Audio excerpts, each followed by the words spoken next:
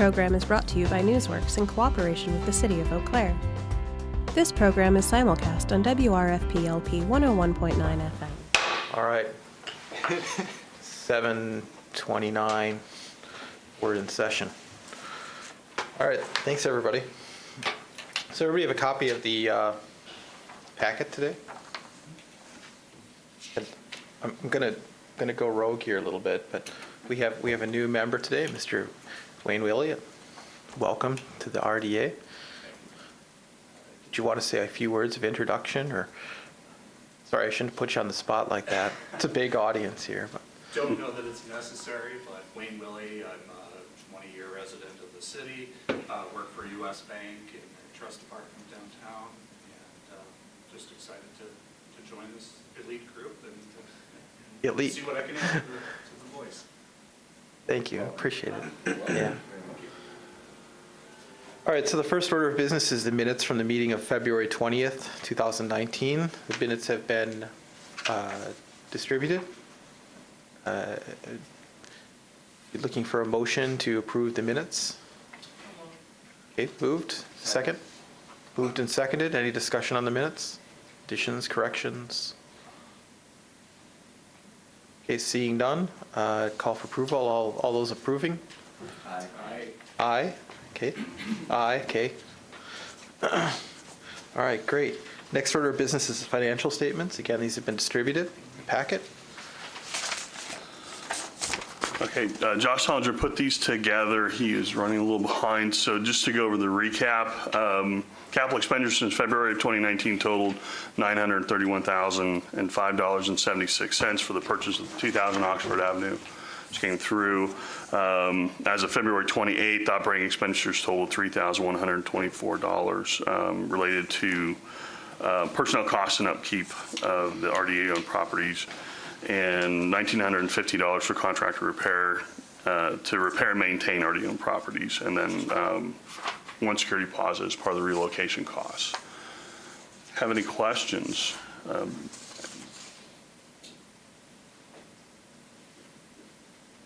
Okay, can I get a motion to approve the financials then? Moved? Second. Moved and seconded. Any discussion on the financials? Questions? Comments? Okay, seeing none, all those in favor of approving the financials as distributed, please say aye. Aye. Okay, looks like unanimous. Thank you, everybody. Item 4 on the agenda is discussion of options for realignment of North Oxford Avenue in the Cannery District Development District. Again, Mr. Solberg, plans have been distributed in the packet. Thank you.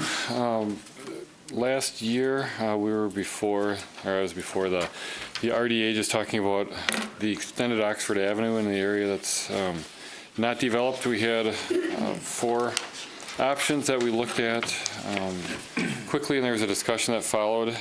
The first option, and these are not as detailed as the recommended one, but the first option shifted the alignment of Oxford closer to the existing trail. You can see the existing trail constructed, made a larger block of development here, roughly the size of 2 Block 7s. Kept the trail, and kept the road along the trail. You had a riverfront terrace type feel for that, but there is no developable land between the road and the trail. The second shifted Oxford Avenue to the west slightly, and it took the east side of the proposed right-of-way and set it along the west side of the existing right-of-way corridor that goes through there from the legacy street of the last 100 years. And it created anywhere from 179-foot wide developable properties down to 120-foot at the locations, and then it had a drop-off at this location, or right-of-way for it, that would be similar to the drop-off by the North Barstow parking ramp, where you come on Hobart and Galloway Street. This maximizes the developable potential along the river, but it also, with septic concerns, if you have too much for density for housing here, you have the trail that seems like it's in one view behind the buildings and not out in the public.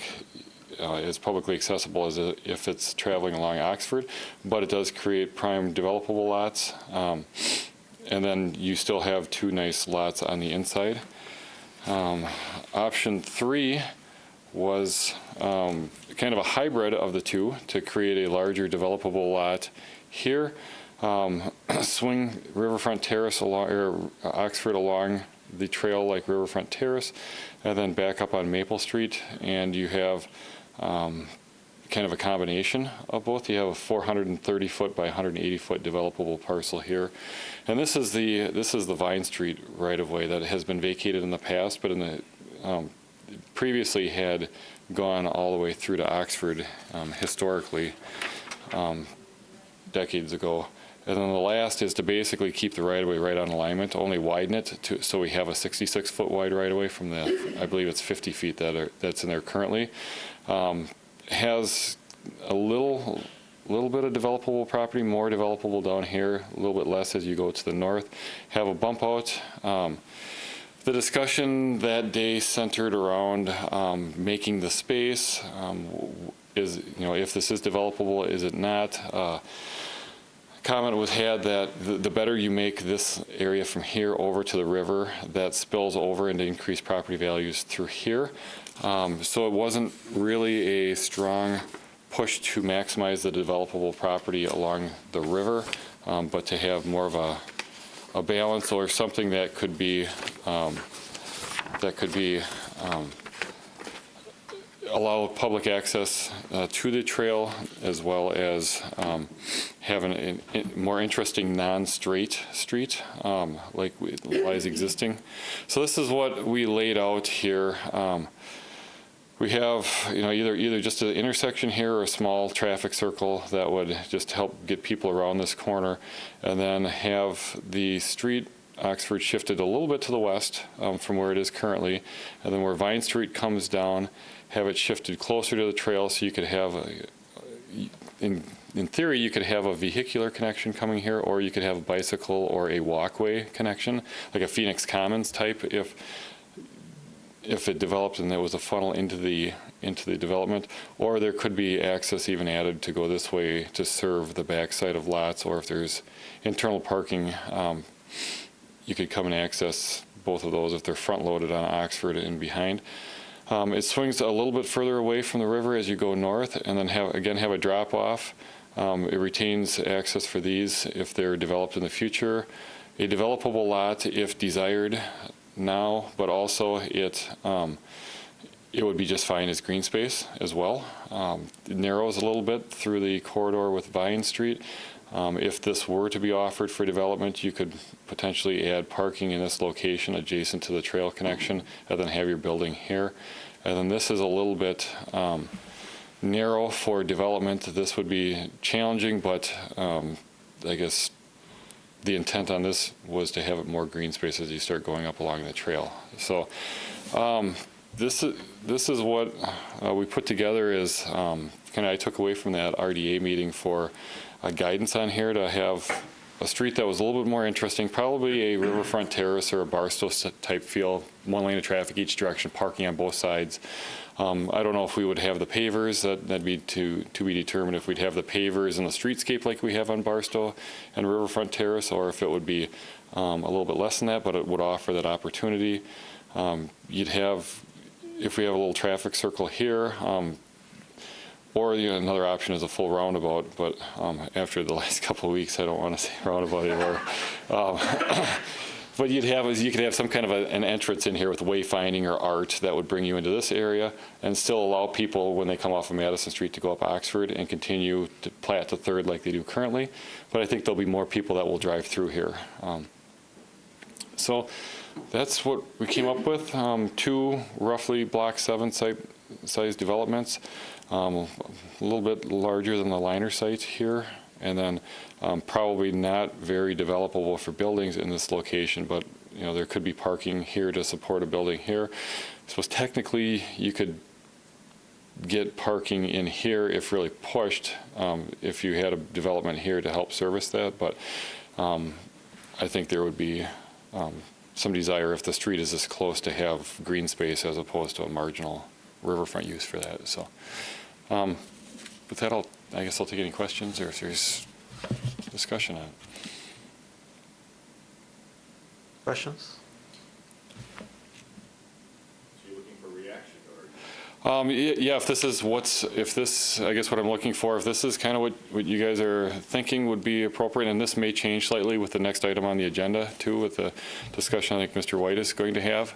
But if this is reflective of what kind of the intent is or what the desires of the current RDA, then we would prepare the CSM or the survey documents necessary to dedicate the right-of-way and then bring the right-of-way back for approval, like we did with the outlot, that we set the right-of-way for the trail when that was finished. So if you want changes, I'm more than happy to make changes. What's the difference between a traffic circle and a roundabout? A traffic circle is basically, they're a calming feature. They're 5 to 8 feet around. They have low curb on it, and in the summertime there's plantings in it. There's landscaping.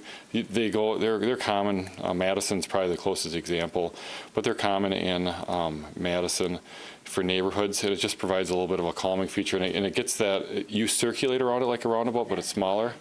And then in the wintertime, you mow the plantings off and you can plow over it, as opposed to a roundabout, you have the island in the middle. So it's more of a decorative feature. If it's a standard intersection, that's just fine too, like it is currently. I was just looking at something I like the idea when you come up Oxford, as you enter this brand new area, to have an opportunity for a gateway off to the sides, or if you have something in the middle, whether it's art might be a little bit tough. I think it'd probably get hit if people aren't paying attention, especially in the wintertime that we get plowed under. But the examples that we have like a Carl Foster grass in the middle, and they have some flowers around the base of it just to spruce things up a little bit. And then we could put a wayfinding sign in the middle, or just leave it the way it is. So it's just The traffic flowing versus. correct. I would propose, if it comes through like this, if there is a traffic circle that goes through, if it's a standard intersection, then we would keep a stop sign when you're coming from the north and stop here, and then traffic would go around the corner like it does currently on there. We'd just replace the pavement basically and try to do some traffic calming for probably like a crosswalk, similar to what we're doing on West Grand Avenue this year. We'd probably have bump outs here and maybe again here, just to make it a little bit more comfortable for pedestrians, but the traffic flow would still come up, make a left, come back down here. One thing that we're most likely going to be recommending is to be, when we redo Oxford to the south, adding parking, so that too has a more Barstow type feel or Graham Avenue feel. So that'll calm traffic too going through here. Right now it's a pretty fast corner to walk across, and it's degraded to the point that it's not a very nice area to walk through. But we want to. This is a key entry point to the trail, to the development, whatever entails up here, as well as to what's already occurring south of here. So we want to try to make it as safe and as nice for pedestrians, and to decorate it up as much as we can for an intersection.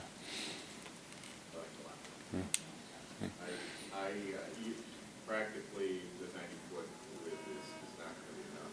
I would encourage your instinct, I think, is a good one not to Okay. leave that green and let that open up. I think it helps the development with a bigger block across the street if it's open, frankly.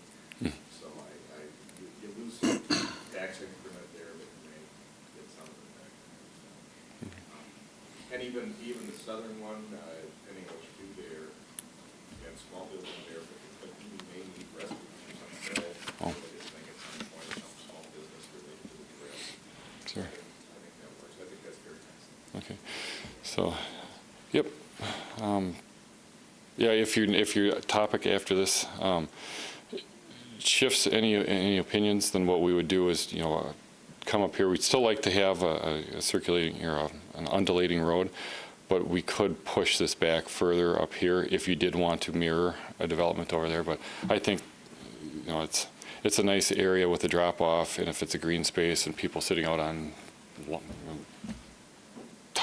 beach towels or watching the river or recreating up there, it's a.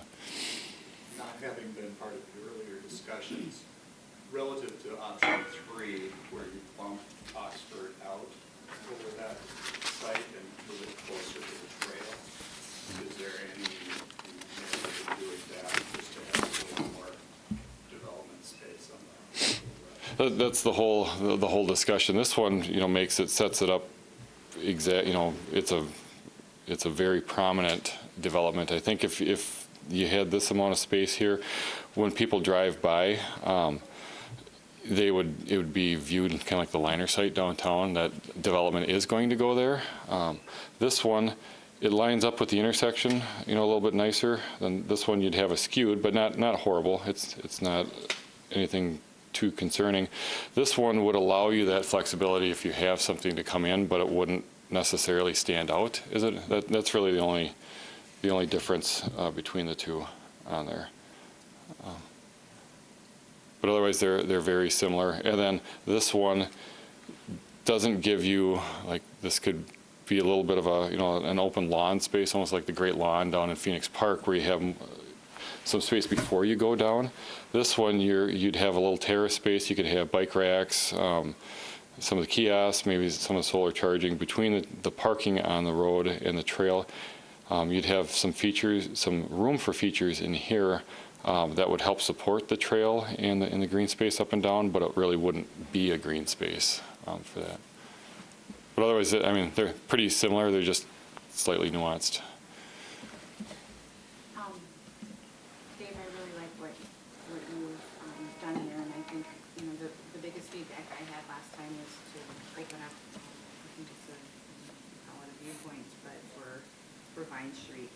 Think about the neighbors, and to me, it seems if we don't have that, then it's kind of like creating a us and them type of divide, and I think that viewpoint is really important for them to feel like this is still my neighborhood. I get to have the benefits of seeing the beautiful nature every time I go by. As far as the circular non-roundabout, people already drive that way anyway. I don't think it's going to be a big shift for drivers. I think that's just already their natural habit to just kind of do that little loop around there. So, and then if you're entering into the new space, it's natural to slow down, and I think it kind of makes for a mindful entry. I would also concur, which we'll see about the discussion for the next item, but just about keeping more green spaces there along the river. It seems that in addition to the benefits that have already been talked about, putting even a small ramp, it just seems like, dang, a ramp on the river. Oh. Or a small parking lot on the river. It just seems like, oh, don't do that. So I think, keeping it green is better than finding, perhaps maximizing parking somewhere else. We have some other things to think about. And we are looking at the traffic patterns through here, and right now we're kind of focused in on trying to keep, it splits about 50-50 between Oxford and Bellinger, and we're really looking at trying to see if we can keep it on Madison up to Bellinger, and then over on the Platte, just to try and provide your arterial that we still have. People will be going through here, but then provide a secondary commercial type, like a Barstow type feel that would have parking, still provide full access through here, but it would be a little bit different. And that would be probably an intersection that would be similar to what Graham and Eau Claire Street and Barstow, right by Haymarket Landing, where that used to kind of come around. That would be kind of a feel that I would see right there. So. So I support those comments as well. And this will tie in nicely with the next conversation where we're talking about essentially having more of a greenway path through there rather than concentrated sections of development and then concentrated sections of green space. And the non-roundabout provides that nice delineation, so you're going to something different with the curviness to it, and trying to make this a little more of a distinctive and unique area that capitalizes on that kind of node concept, because it is kind of a node in what we have there. So I would support what you've developed as well. Okay. Any other comments or questions, thoughts? Just a last thought. I guess what I want to make sure I say out loud, because it's really high in my mind, is that if there isn't an opening on that Vine Street to to me, it feels like the buildings are physically turning the back on the neighborhood. And I think this opening it up is really, is the way to go. So, again, lots of details to work out, but making sure that we're not turning the back on the neighborhood with the newness, that we're welcoming them and making that a connected space. Go ahead. I think the word, Catherine, that you used is very much part of the conversation, which is connected, rather than blocked. Right. And so this is a further refinement of that idea of how do we connect this with open space and visual paths versus more of a blocked design. And if there were one thing, I like being able to look down corridors and see something to grab you. So one thing that's left out if you're coming up Oxford, if there were like a sculpture or something signature that would have some verticalness to it, it can pull you up Oxford, and that would be something to look at when you turn there. That is kind of, if it's branded, like I guess the Trojan horse was the biggest statue that we've gotten for the People's Choice. But if there was something, or a nice tree like West Grand has, that big tree that pulls you across the bridge, it gives you a little opportunity to get that people space out in the view space when you're coming up Oxford to see if there's any activity going on or whatnot. So Maybe a roundabout for people. I've got to take a break for a couple of weeks on roundabouts maybe. I'll put on a list. There's one last thing from Hyatt that I would encourage all of you to remember, is that it was counterintuitive at the time, but I think they will prove it right. You never miss opportunities to open those views to it, because frankly, you can get woods all over this area. What you can't get is the view of that river. So the more opportunity you have to clear through some of the growth, provide those vistas, the stronger I think unique. I get that feedback a lot with our projects that are in the downtown with the Riverwalk Trail, Haymarket Plaza, that to actually look at. Owen Park is one also, to see the water, because it is vegetated heavily around, and we don't want to have it open down to the water with no trees, but you can have a balance of open space, green space, and trees. So. Okay. Any other comments? I have several, but I want to wait till. Yeah, thanks. We've obviously got some time on what sort of projects come forward on those two primary blocks, but the other tools that we've utilized in terms of the connectiveness and not turning one's development back to anyone in the North Barstow is in our development agreements. We require multi-fronted development. So right in there we say that all sides of your development have to be of equal construction value, and we have noted in all those agreements that you're adjacent to public park space, and that your construction needs to be of that sort of consistent quality. And then another element that we have in at least a number of our North Barstow development agreements are they're private spaces, but they're spaces that are built with the idea that the public can be accommodated. So RCU started that trend off with its front plaza. So it constructed that space, it's private property, but the public enjoys an easement across it. And then once JAMF was constructed, you have that public walkway between those two buildings that, again, private improvement, but public easement through it to try to connect the spaces and to make sure the public feels welcome moving through private development, but towards the water, or in that case, Phoenix Park.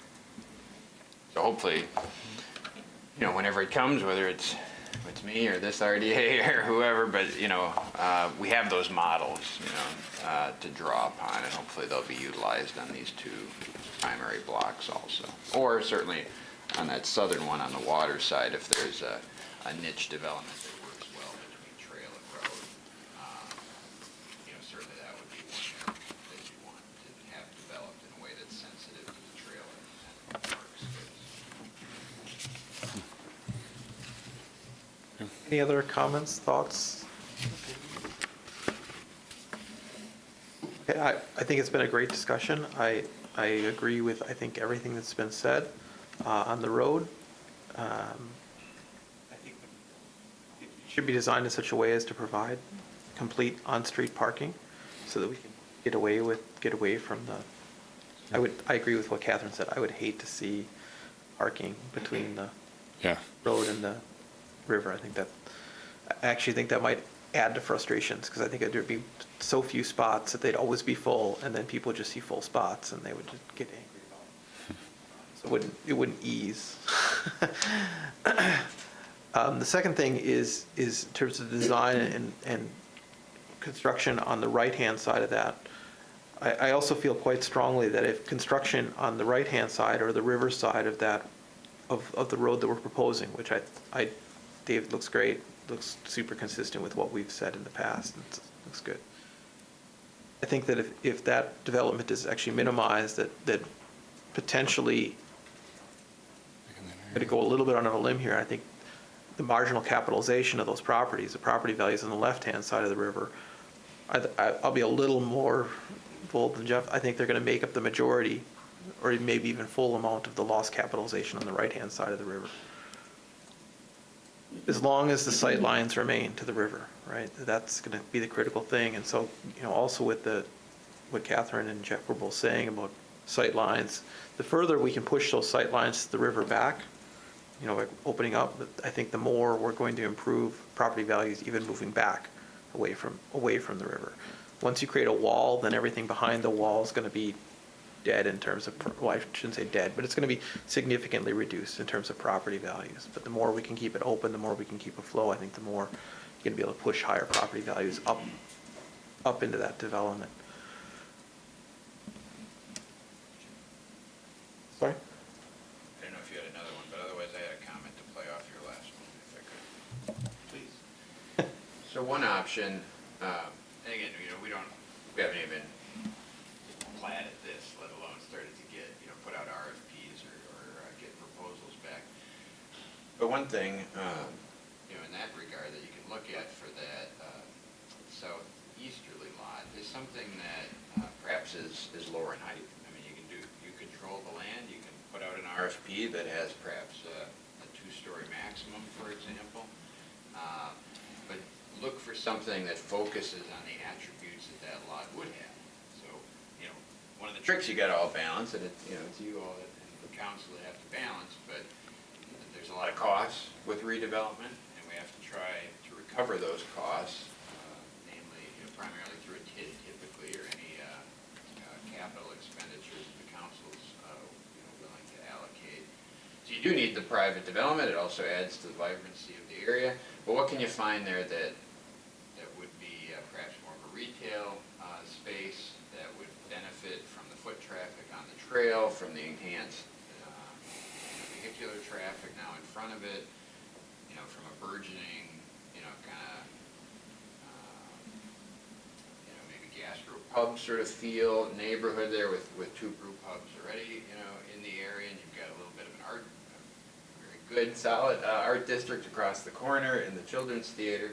So there might be a lot of exciting uses there that are really positive. I mean, as much as, I love my green space too, and I can see, playing coop or frisbee or bocce ball or whatever to the north and some sort of lawn, but you also want to stop somewhere and, have a sandwich, or, a brew or something like that. So there's ways that you could market that smaller space, and it could bring in much needed increment, but not wall off the space to the west like you're talking about. Yeah, I agree completely. I mean, I would envision, I could see like an ice cream stand type stuff, or sorry, got a lot of ice cream stands already downtown. Yeah, Ramones and Olsen's might say, but things of that nature, where exactly as people are, sort of enjoying public space, what types of retail would they enjoy as part of that experience? Anyway, I guess to summarize, since we're really just talking about the street at this point, I think it looks great. Let's move ahead. Okay. All right. Thank you.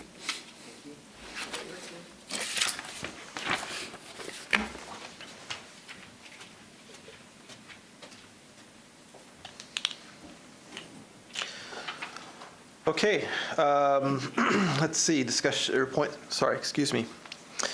Item 5, discussion of the Cannery Street Development Plan and potential modifications to better align the balance between public and private development space to help fund the planned infrastructure and public space improvements. I tell you, that's a chair challenge sentence right there. Sweet.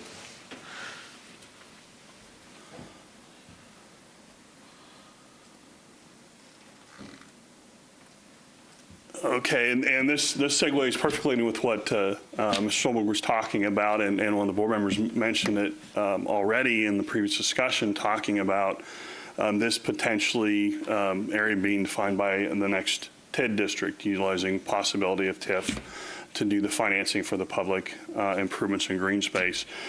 The city staff has been working on this project for a while, looking at the numbers, taking some of the initial steps to look at forming a TID district. And the one thing that's been brought up by the finance department is that there is a lot of green space in the plan as it's approved. It's wonderful concept, but the challenge will be, can we generate enough increment through, say, use of TIF to fund that type of infrastructure, public infrastructure and green space improvements. The other thing we're seeing is that we're seeing a lot of interest from developers in the Cannery Street District. Tyler Warner's project obviously is moving forward. I have some update on that during the executive director's report. We're seeing some additional outside development. This is an area of strong interest, but there's also a lot of questions regarding will there be any TIF increment available to help buy down land costs, to some of the public infrastructure improvements, et cetera. So there is real concern that we can generate enough revenue through the TIF within this district to develop the plan as it is. A couple of areas I've noted too may not see as much development as we thought possible. This space here is defined by family video. That space is likely, we've been discussing that space with them and their real estate rep, and it's likely that space will remain unchanged or very little change. So that, which is a sizable lot in a prime corner, may bring nothing to the TID district in terms of redevelopment or new revenue. So the discussion we want to have here is to look at what is in this that we really feel has to stay, but what can we modify to try and improve the availability of development space? If the square footage is kept small of what's developable for private development, then the only course to generate value is to go vertical, which goes against what we were just talking about, which is keeping the views of the river available. So if we want to keep shorter developments, fewer stories, it does require more square footage across the area to be open for public or for private development. So wanted to kind of start that discussion and see what are your thoughts on that. Is there some direction to the staff to maybe look at starting to modify sections of it to see where we can replace some of the green space with more development space, and just get feedback from the board on that.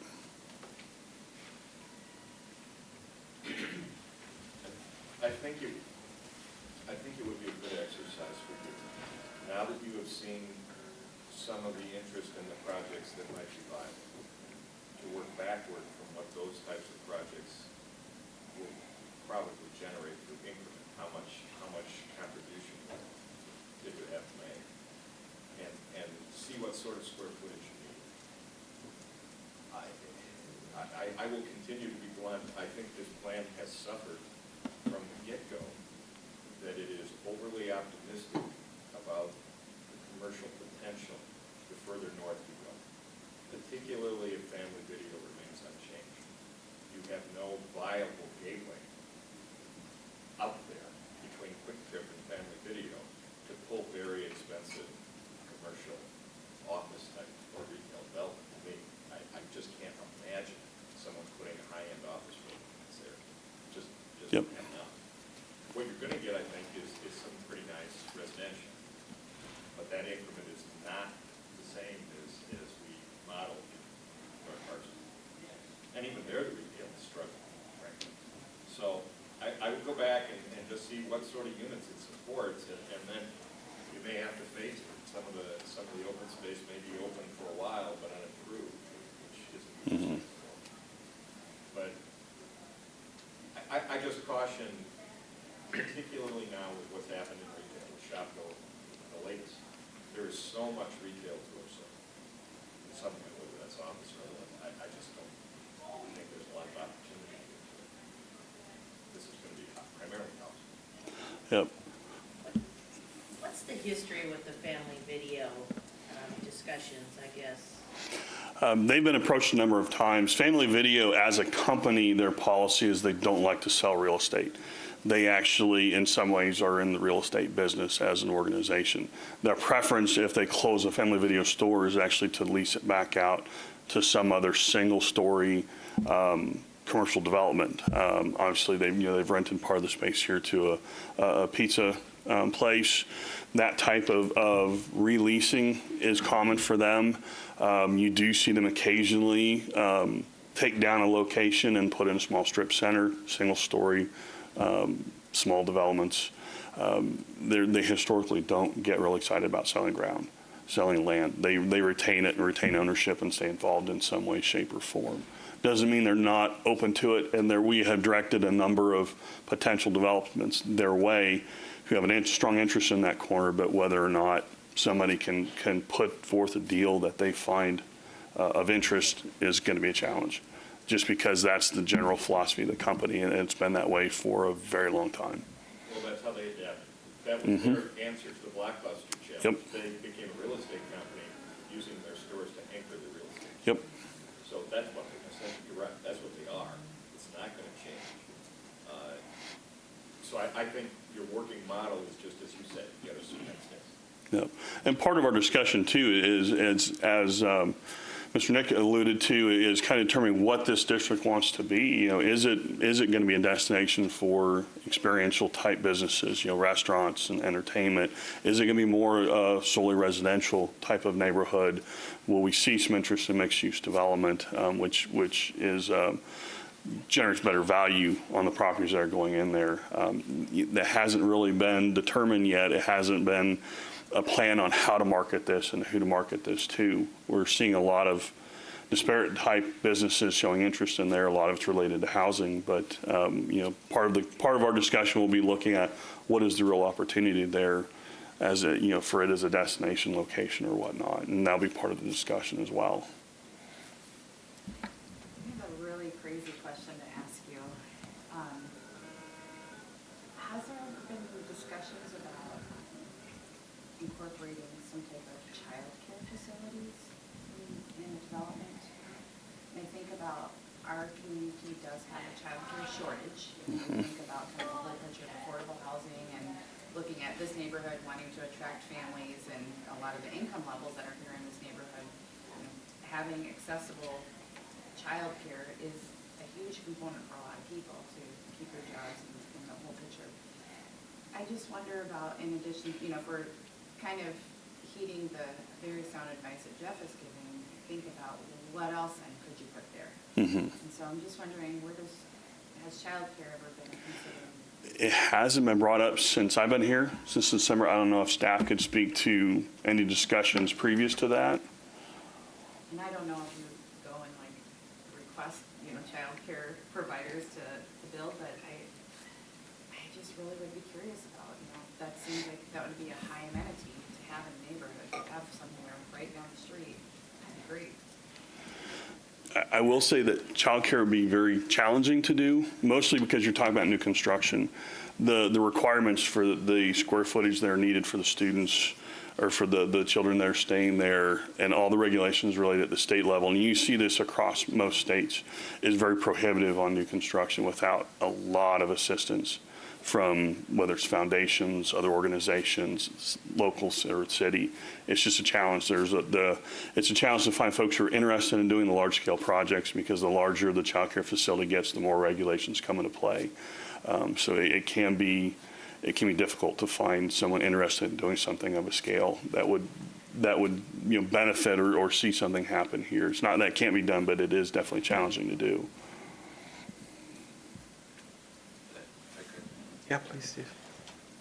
Childcare isn't something that we've focused on, but groceries, a grocery store once was, so there was an incentive payment in what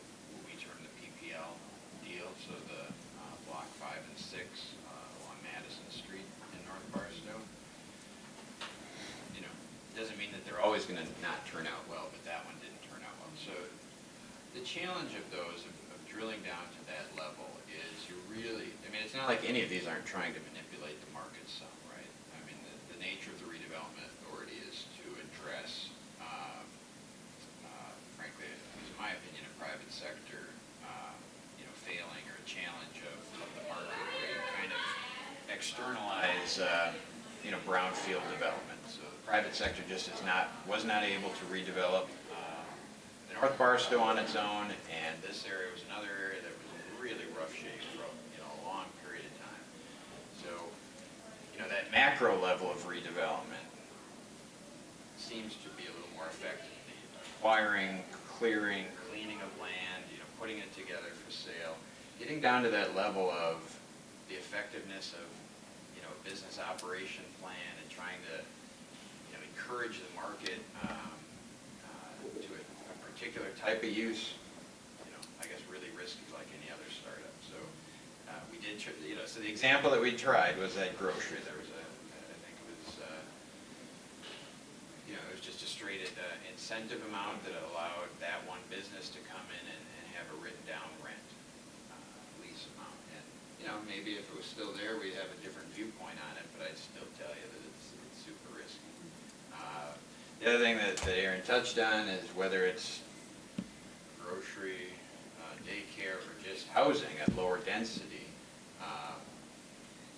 you don't have, you know, the early TID modeling, and Jay would tell you this if he was here, but again, and certainly Dale can chime in on it, but, you know, those sort of direct incentives, while it's a policy choice ultimately for council, but typically this RDA has had a leading role in advising on where to use those dollars aren't there. And, you know, obviously it's a policy choice of how much and when to use them, but mostly the way this TID is modeling is it's spent on that acquiring, making the space sort of pad ready and really desirable for new private development. But in terms of additional incentive dollars to write down housing, grocery, you know, daycare, any other desirable use is very limited based on the cost projections of the infrastructure in this space. So, legally possible, but those are some of the policy issues you got to wrestle with to try to incentivize it. For either of you, from the model, I don't even know how to caption the blocks. The two Block 7 equivalent blocks that we were just looking at in the street list. Anyone know how many units roughly, what kind of density fits on there for multifamily? The size of Block 7, so we just had some proposals on Block 7. The ones that came in on those RFPs that were housing-based, you saw them, and they were substantial. So Yeah. Those, I believe, were 160 plus, perhaps. The folks that we've talked to that have shown interest in it here, they haven't looked at any specific property or piece, so they haven't done any type of modeling, or they haven't talked about what their model says they want to bring well, in. you're not going to go that dense here, yeah. Mm-hmm. But I would think you're 100,000 a unit in cost. That's probably. And some of that also depend on what type of housing, whether they're looking to do market rate or do affordable housing or do a mixed use residential as well. Where you're going to generate your increment, Mhm. with those two blocks that have to carry, I Yep. would think, the lion's share. A lot of it. And I don't know how far that gets you, but that's it. Now, and we talked about this a little bit the last time, you're going to have a big philosophical issue going forward. How much additional incentive do you want to give multifamily housing that doesn't really economically work out? And typically the answer has been, we haven't. We have. And increasingly the demand because of other communities is, that's not nearly good enough. And whether you could hold out for long enough and not have to do it, I don't have an answer to that. That probably gets back to Jeff's point on, assuming that the family video doesn't change, going back to that, what kind of square footage do we need in terms of the development to be able to make a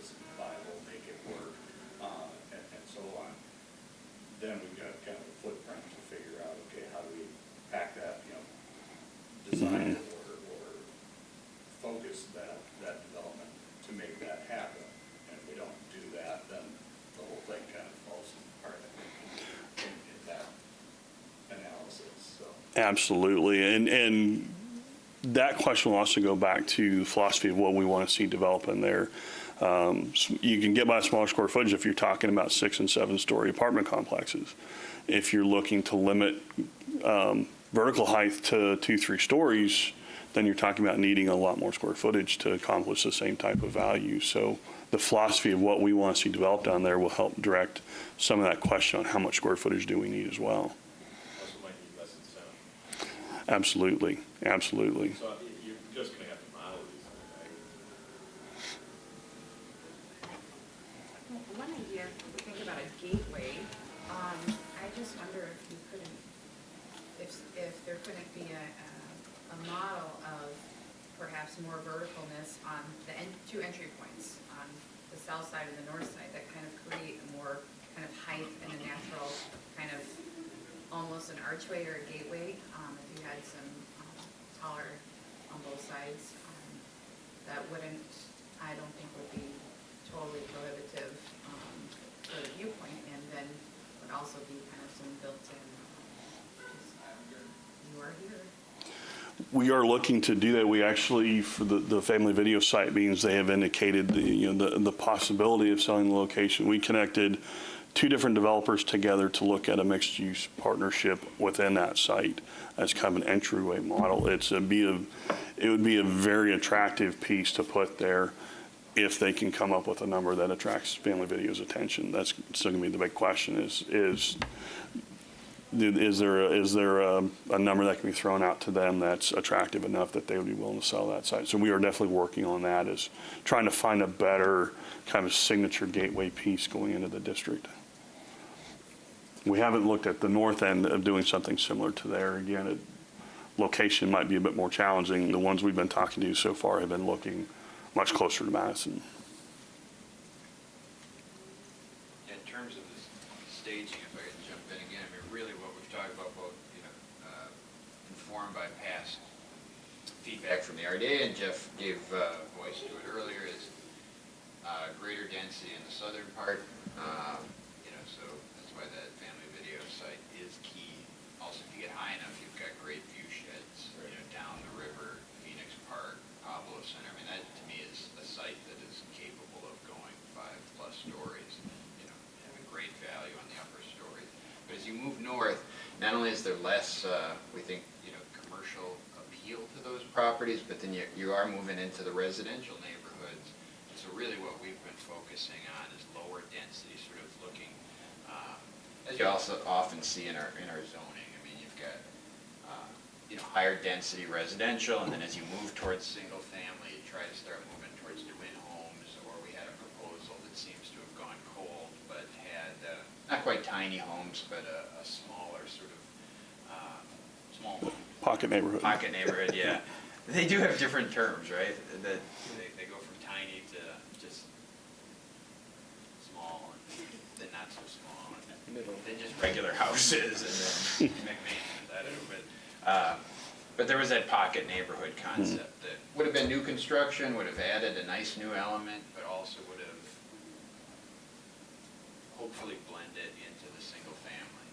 And so in terms of real heavy density to the north, and I think that's what we're trying to get some feedback from. You got a pretty big block of green and that one block of red up there, and we're just saying maybe there's some ability up in there not to do real heavy density stuff, but to move some of those things perhaps to, if we could find another pocket neighborhood type concept, might be able to be something that are smaller lots, maybe something that could be more affordable, but at a lower density.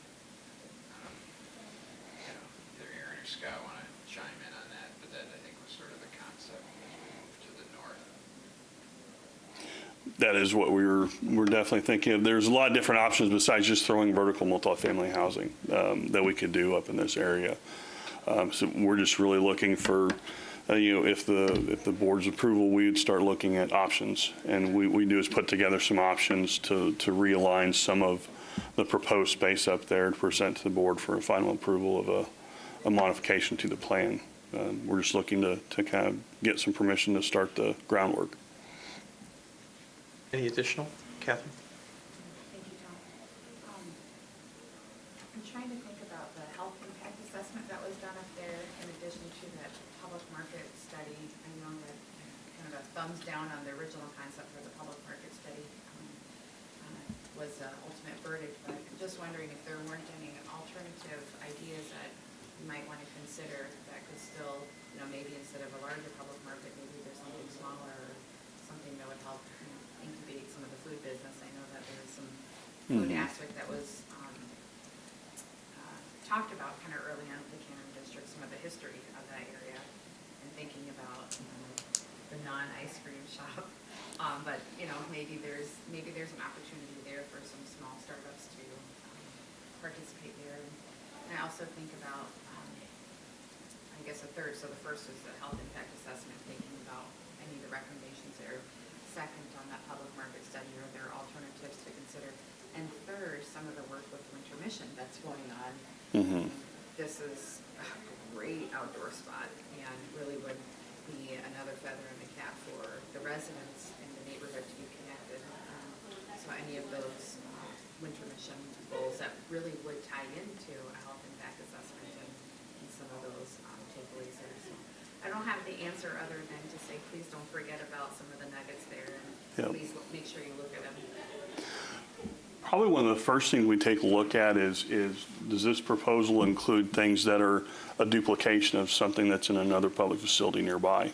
That's simply taking away from another location, say at Phoenix Park or one of the other areas. Those might be the easiest ones to take a look at and see if do we really need to duplicate, two different venues within the public space that are close by, and kind of go from there. I think might be the way to look at it.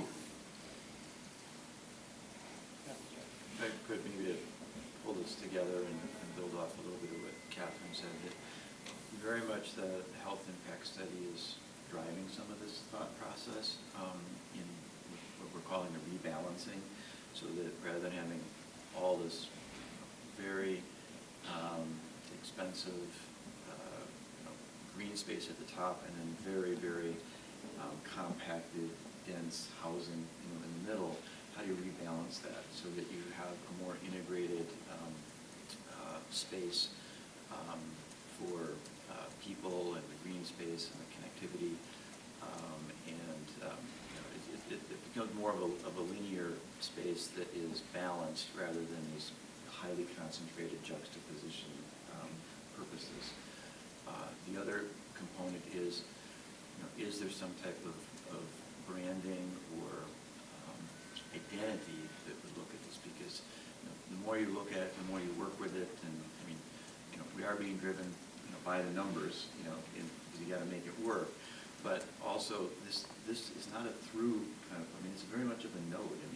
Up in there, and so there are things you can do to, and we haven't forgotten that it is called the Cannery District. And so how do we build off that in terms of what this would look like? So the ask is essentially taking the work that was done, but perhaps refining that with a rebalancing of the intensity of the development, and then also the intensity of the green space, and trying to rebalance that throughout the entire linear space. So that's what we're looking for, some direction to perhaps re-engage some further professional help to develop some of those concepts that we've been talking about. I have just one question. Have we had any interest from developers for 6 or 7 story projects within? A couple of the ones that we're starting to talk to, they haven't specified what they're looking to build yet, but if you look at their track record, 5 and 6 stories is typically what they do. You rarely, the one in particular that I'm thinking of who's showing a lot of interest in the Cannery District, just looking through their portfolio, I don't think I've seen them build anything less than 4 or 5 stories. So I would assume they're going to continue to follow that same model. Speaking for myself alone, I would encourage you all not to turn things away, right? There's ways to maintain, I think, sight lines and keep it open access and still have taller buildings, use of materials, architecture, so on. Yep. So I think that's promising. Put that kind of investment in there. That's good. Anything else? All right. Thanks, everybody. Thank you. Good discussion. Sixth item, business executive director's report. Okay, thank you. Just a couple of quick updates. We are still working through the negotiations with Pablo Properties on the Block 7 liner site underneath the extension that was approved previously. The Tyler Warner project, they did submit the requested documentation within the timeline that the RDA set. So that extension is also in effect, and we are also negotiating with Tyler, looking to move forward for those two projects. The third piece I want to throw out, within your packet, there's the executive summary, draft summary of the Housing Task Force findings. Wanted to have the board go through that property, particularly looking at some of the recommendations related to land acquisition, land use. I'd like to put that as an item for discussion at the next board meeting and start talking about some very basic strategies of land use that an organization like this could look at to get involved in housing. I thought this is a good time. Again, I've brought it up a couple of meetings. It's definitely in the forefront of the community's mind, so I thought next month using this as kind of a stepping point might be a good point to start the discussion. That's all I had. Thank you. Okay, great, thank you. Final item, announcements and correspondence. No, none at all? No fan mail, I guess. Mike's line here. All right, great. Motion to adjourn then? Second. Moved and seconded, all in favor? Any opposed? Okay, motion carries unanimously. It looks like adjourned 8:26 a.m. Thanks, everybody.